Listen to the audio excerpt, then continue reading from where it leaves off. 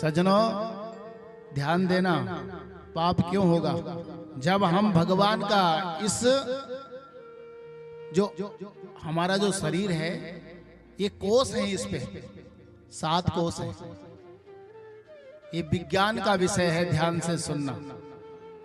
ये विज्ञान का विषय आप समझ गए तो अपने शरीर को समझ गए, समझिए। ये शरीर अन्नमय कोष है हमारा।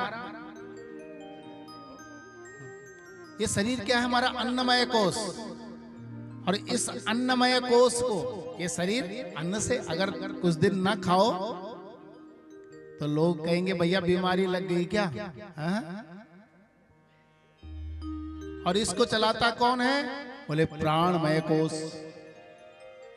प्राण, पंच प्राण है, पंच वायु है, प्राण अपान व्यान समान उदान है।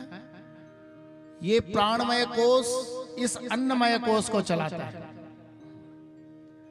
और इस अन्नमय कोष को चलाता है मनोमय कोष। हाँ, अन्नमय कोष।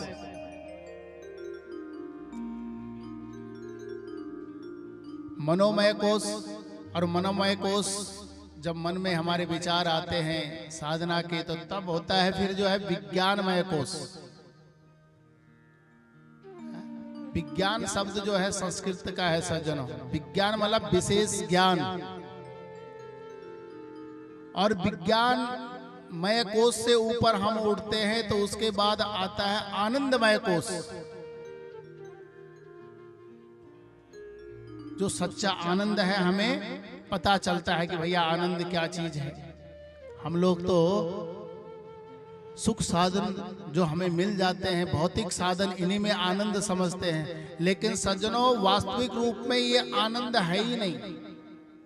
जो परमानंद है वो परमानंद भगवत कृपा में है, जिसको मनुष्य बहुत मुश्किल से प्राप्त कर पाता है, जन्म जन्मों के बाद प्राप्त कर पाता है।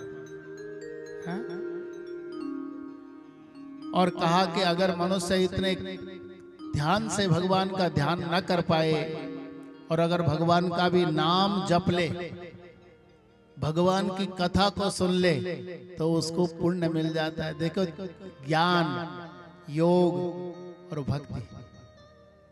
अगर आप जो है कि ज्ञान और योग को न कर पाए तो भक्ति के द्वारा भी परमात्मा को प्राप्त कर सकते हैं सज्जन।